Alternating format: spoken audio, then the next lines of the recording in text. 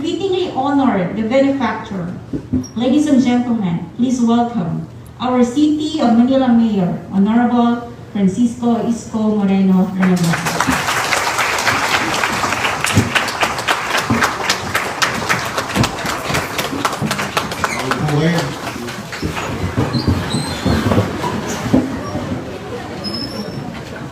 Maraming salamat, Dr. Clydel, I hope I pronounce it right. M. Rondaris, Senior Vice President for Academic Affairs. Of course, our beloved President, my boss, used to serve him and as Undersecretary, the Department of Social Welfare Secretary, President of PLM, Professor Emmanuel A. Leco. To the Board of Regents, nandito lahat. At sa ating pinagmamalaki kong Dean Angeline Alabastro.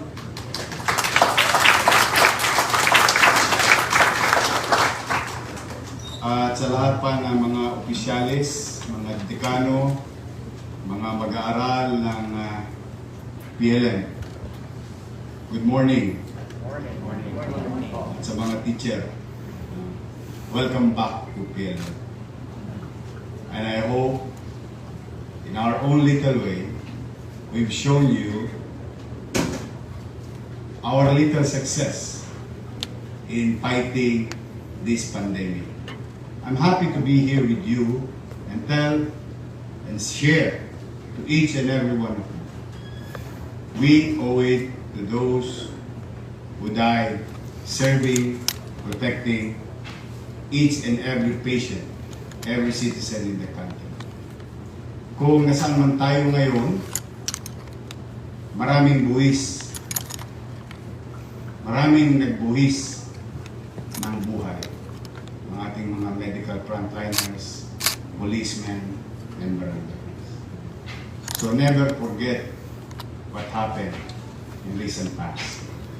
It's hard, not easy, but at least masaya kami na itawid natin ang 2 milyong mahigit na mamamayan sa lungsod ng Maynila at 3 milyong mahigit na mamamayang dumadako sa lungsod ng Maynila. At sa inyo, mga mag-aaral, parang hindi kayo excited na bumalik ng face-to-face. We should go back to normal. Pasalamat na lang tayo sa Diyos. Technology is on our side during pandemic time. So, our needs para sa ating kinabukasan sa pag-aaral, nagamit natin ang mga makabagong teknolohiya sa panahon natin. I don't know what happened in 1918. There are limited things written about during those era when the world also suffering pandemic. But at least, masaya tayo, nakaraos tayo. At kayo na mga mag-aaral, I'm happy for you, and also UDM, and the 300,000, just so you know, who survived their academic needs through the leadership of Dr. Magdalena Lee. In our own little way, extended materials, equipment, access for the past 2 years of education. Now, we must move on. We must face some, at least, tolerable risk, quantifiable risk, because we cannot live lagi na lang tayong natatakot o lagi na lang tayong kinakabahan. We must face this together, and we have learned so much already on how to survive this pandemic. At huwag naman kayo magkalala, yung COVID hospital, baka gusto niyo pong ma-meet sa fully air condition 349 bed. Kung meron po kayong breakfast doon, lunch and dinner, restaurant.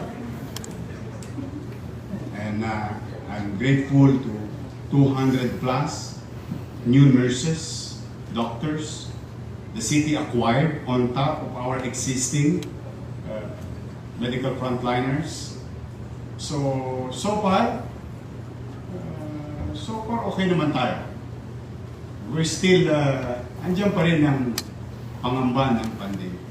But as far as the capacity with regard to addressing the pandemic, mukhang kakayanin natin yung mga susunod na buwan. Just so you know also, if you want remdesivir, tocilizumab, molnupiravir, baricitinib, and if you want to try the new medicine, which is very effective, they call it Paxlovid under Pfizer, but there's another brand which is much cheaper, but same, like Bexavid. So we have those. Mga kinilalang gamot sa buong mundo, meron sa Maynila. Sinisertipikahan pa lang ng World Health Organization na pwede, nakakakuha na kagad ang Manila. And I'm happy to share it to you also that we have extended it to non-Manilas. Sabi ko nga, life is life. We value life. So, natutuwa naman ako, at 95% batting average, those who have received tocilizumab, ay nabuhay naman. And the city of Manila is happy to be of service to them, although they are not from Manila. So today is a mark of may bago na namang mangyayari sa lungsod ng Manila. Mahirap ang pandemya, as I have said a while ago, pero nakaraos tayo, but we didn't stop. We didn't stop to progress. We didn't stop for development. We pursue simultaneously. Sinabay natin ang laban sa COVID at sinabay natin yung laban natin para sa mga social, perennial problem like housing. Kita nyo naman, I think some of students of PLM and UDM, their mothers and fathers are recipient of condominium 1, condominium 2, binondominium 1. We built 6, delivered 3 in-city vertical housing program. I made a commitment for 10 years, and I thank the Lord and the team. The 10-year plan was done in 2 years while there is pandemic. Salamat sa Diyos.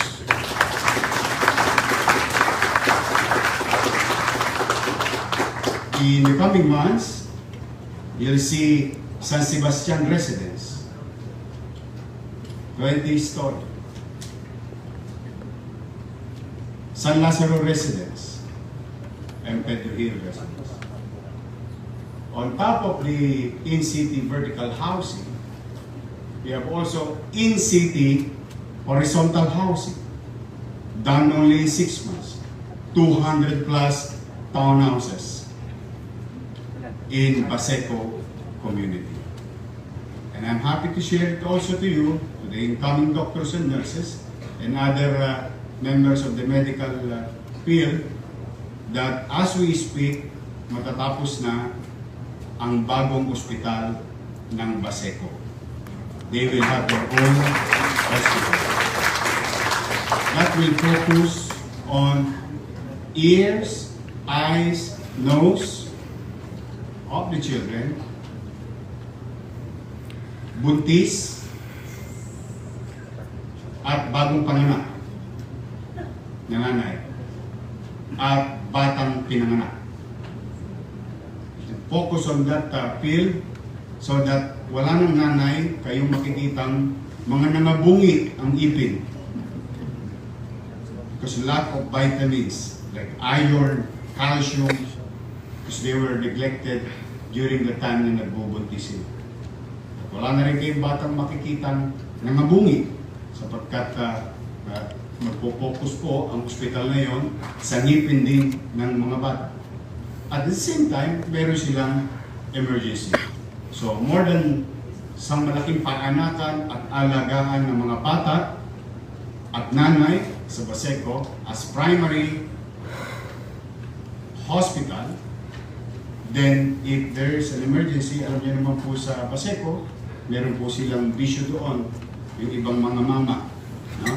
Bisyo nilang magsaksakan. So, in any case of emergency, life is life, as I have told you. We stabilize the patient, then we bring them to Andres Bonifacio, Justice Abad Santos, and yung bagong hospital. So, at the same time, someday you will pass by Top Avenue. Someday you will pass by Espanya. Someday you will pass by Del Pan. You will see that the city of Manila took a different course, a journey of providing a different facility for education. Kasalukuyan pong ginagawa ang mga bagong eskwelahan, 4. Manila Science, Magsaysay, Albert, at Rosario Almario Elementary School. All 10-story, fully air-conditioned public school.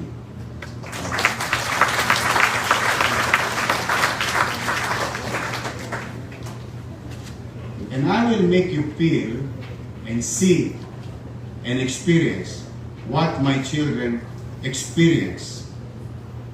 Kung ano ang natanggap ng mga anak ko sa isang pribadong paaralan ay matitikman din ng ordinaryong batang Maynila sa loob ng public education system.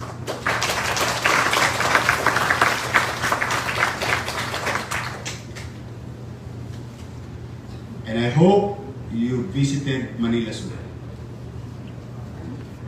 I hope. Pero by this time, magbabayad na po kayo.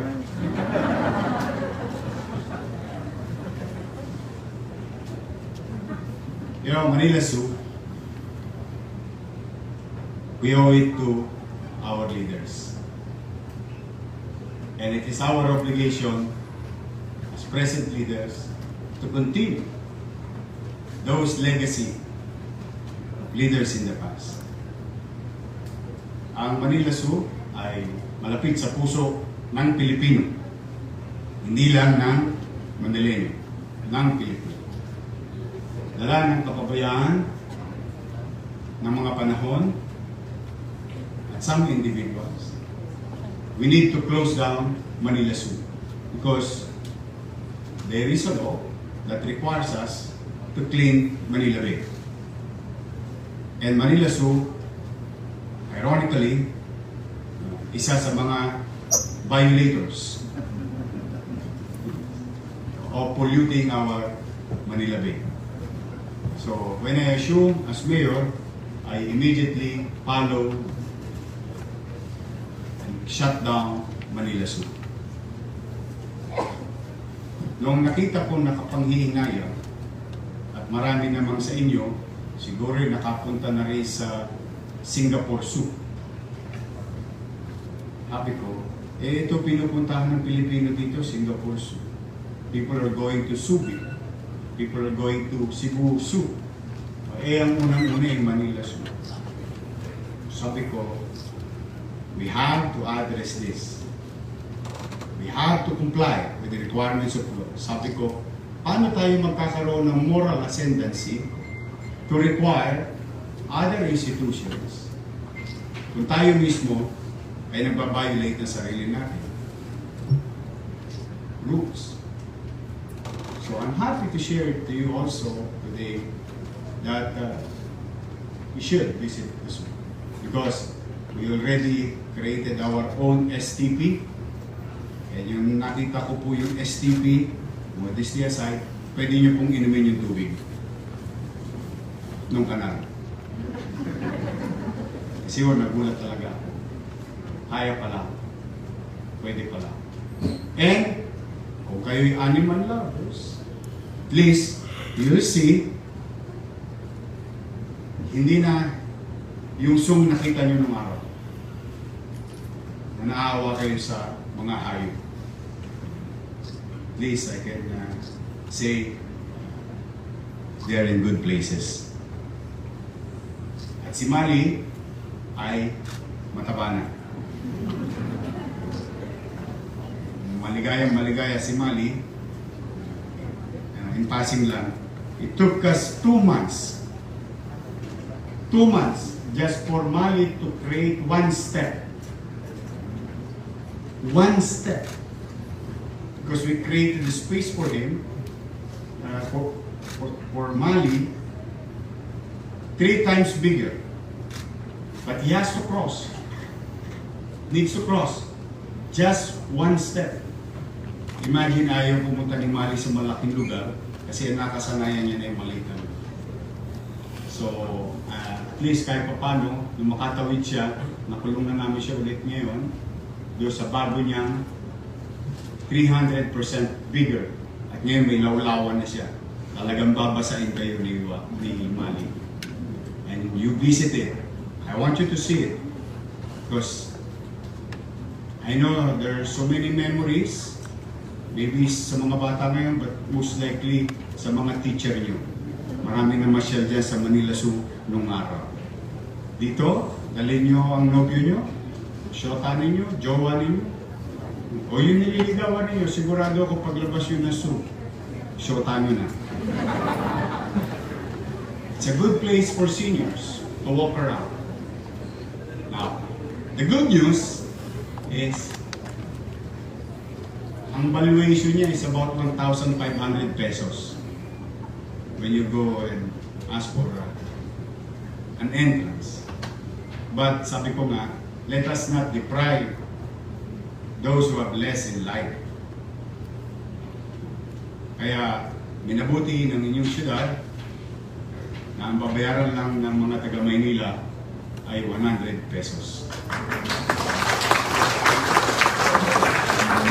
Sa mga non-Manilans, 200 pesos. Sa mga senior citizen, alam nyo naman, mahal po senior, 50%. 50%. So, 50% across. Ibig sabihin, yung material of geography. As long as you're senior, you'll get 50%. So, you can also visit the new Arroceros Park. Mapalad kayo, pinagpapasalamat ko naman, naging mayor ako. Kung nagkataon, wala na kayong Arroceros Park.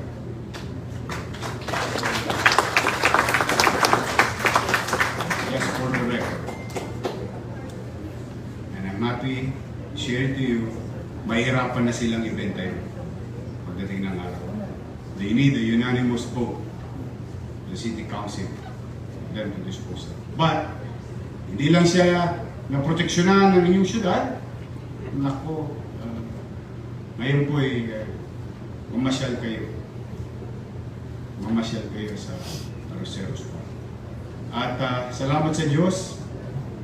Although hindi namin control, we don't have control of Metropolitan Theater. At salamat sa Diyos, hindi po nasunog yung Metropolitan Theater. Nasunog po yung bodega dahil sa kapabayaan ng ilang individual, yung mga tambak nilang basura.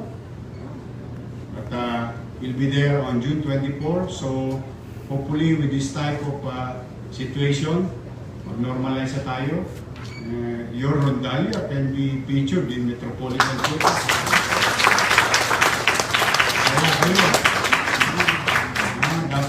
mag-show na kayo ulit. We must not forget our culture and heritage. We must continue to share it to the next generation. Having said that, katabi ng Manila Zoo is bagong ospital ng Maynila. What is the importance of this to you? I made a commitment to the people of Manila in 2019.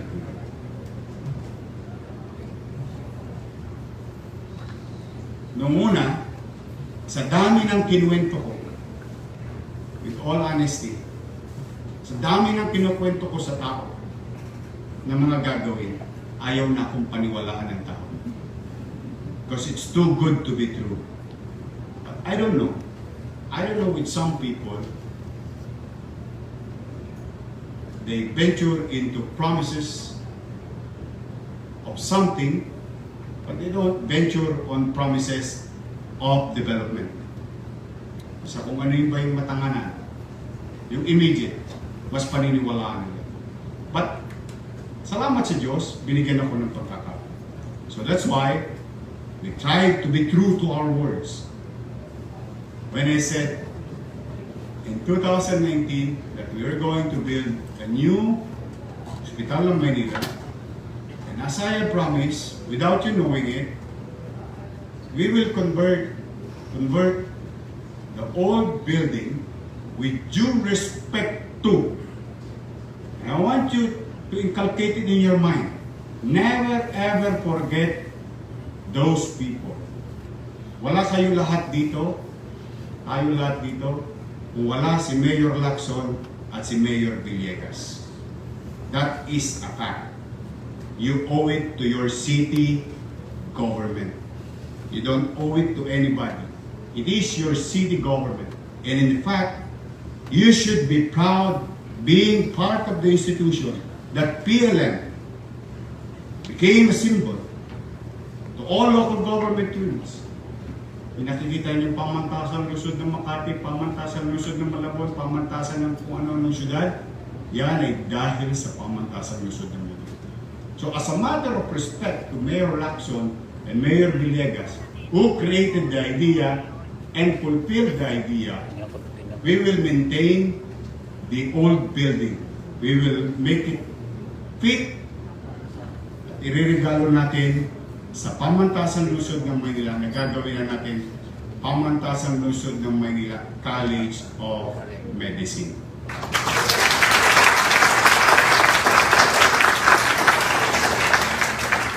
The idea is to bring back the old structure, old design, but fit for today's, para sa panahon ngayon.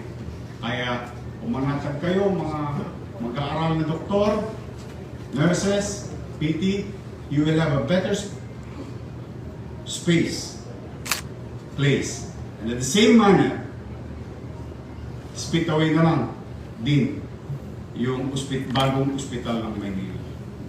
The bagong ospital ng Maynila will be inaugurated on June 24, so that the transition of the administrative function of the hospital will push through, and naturally, the function as a hospital within the year, magamit na.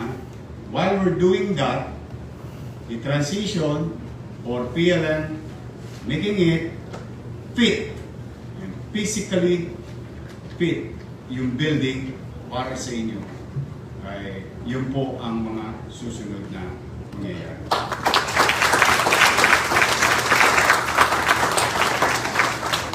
Salamat sa inyo, mga taga-Maynila.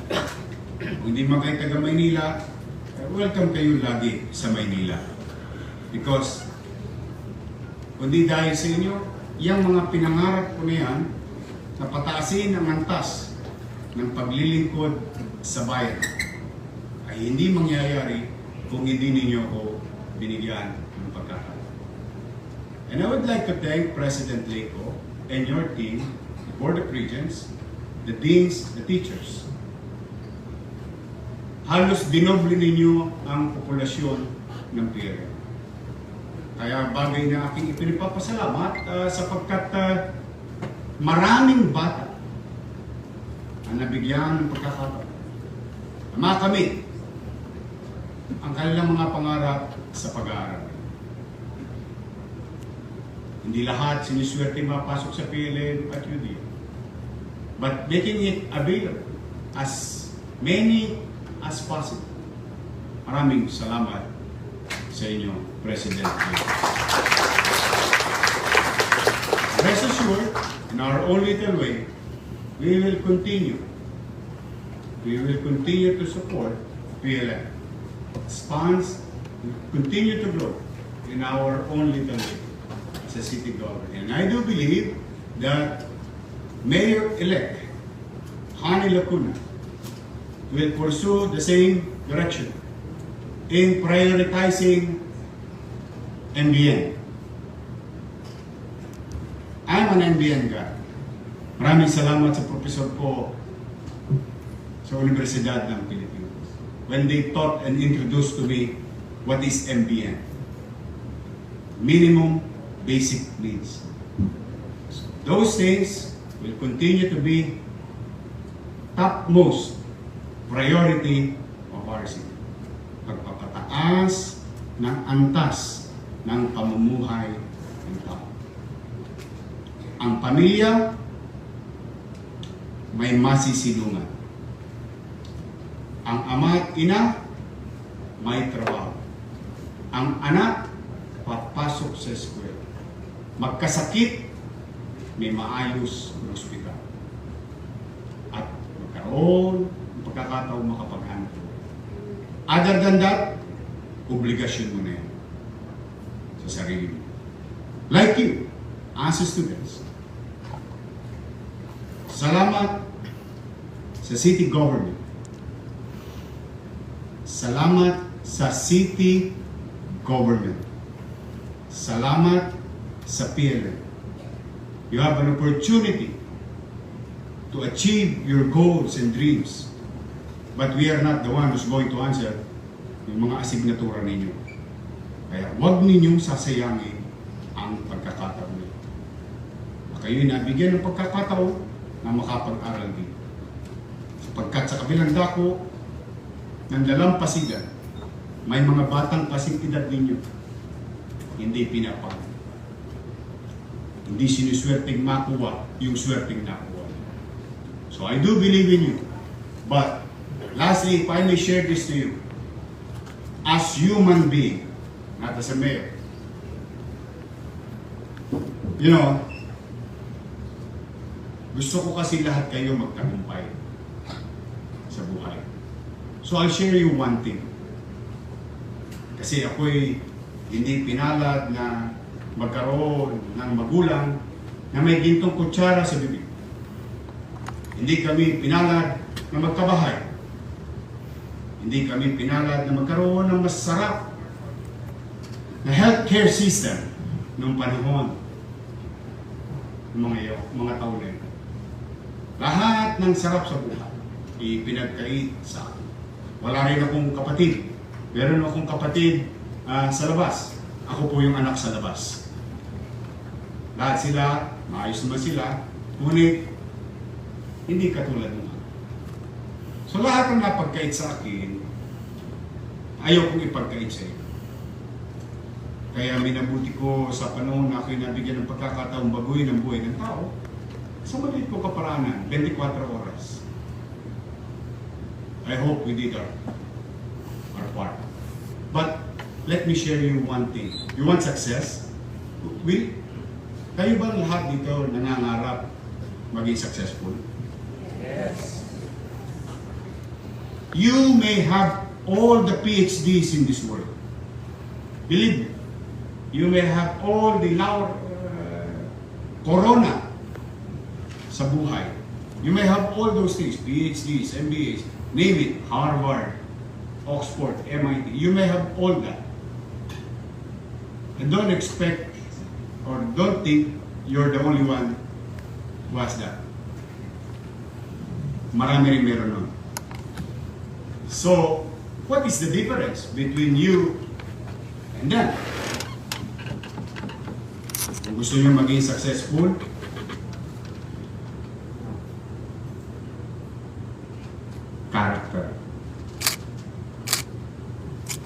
value your character. Yun, pag dinala niyo yun sa realidad ng lipunan, if you know how to value whatever you have, you know how to value yourself, you know how to value your character, maniwala kayo at may mararating kayo sa buhay. You don't let anyone change you because of what they taught you. They change you academically, that's good. But as human being, in real world, in practice, those people who will hire you or deal with you will always check on your character. See? Pag nawala na yun, baliwala din ang natutunan. Kaya alagaan ninyo ang inyong sarili. Pahalagaan ninyo ang inyong character. At iwasan nating maramdaman ang salitang privilege. Grateful. Ang hindi lumingon sa pinanggalingan ay hindi makararating sa karunungan. And I hope I've shared you something. And someday, I'll see you sa intersection. 47 years old pa lang ako. Magpapangi-pangita pa tayo. And you tell me on what I have shared to you on how to reach success, or maybe extreme success. Protect your character. Value yourself. Value things. At huwag kang maging BBS. Ano yung BBS? Believe na believe sa sarili. He who has questioned is a fool for that moment. He who does not is a fool forever. Confucius said, not me. So, kaya gusto ko kasi, may mga Isko Moreno pa, galing sa Scotland, galing sa basurahan, libagin, bangilin, mukhang walang kinabukasan, pero nakaangat sa buhay. Basurero, naging mayor ng Maynila. What more you can do with the tools that you're going to get from PLM? Kaya ingatan nyo na lang ang inyong sarili. Mahal na mahal ko kayo. Ang tunay na pagmamahal ay pinilit kong ipakita sa mga pagawaing bayan, sa mga pulisiya. Someday, somehow, we will be judged by history. And you will know, and we will know, who really cares for us. So, sa inyo po, hangad ko ang inyong tagumpay. Please, matangos ang ilong ko ngayon. Ilang araw na lamang, umabot pa kayo. Umabot pa yung pangako ko para sa inyo. Sana't magamit ninyo at kung sakasakali, ako na may tatanungin, huwag kayong mag-alala, nandyan lang ako sa gilid. Hindi naman ako mawawala kay Ani. Kung kakailanganin ako, my own little way ng ating syudad. But for now, mag-sign out na po. I will retire. I will done my best for 24 years. Hindi pa kayo pinapanganak. Maybe yung iba sa inyo. So, papahinga na ako. Dala ako sa Gedli. I wish you all the best. At I'm happy din for you. I'm really excited for you.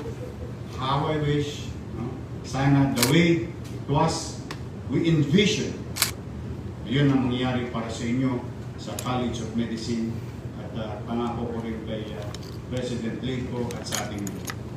So magandang umaga. Happy anniversary. 55 years.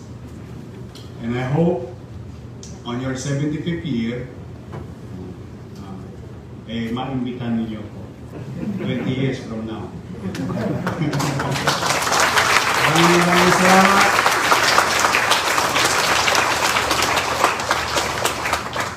I love you.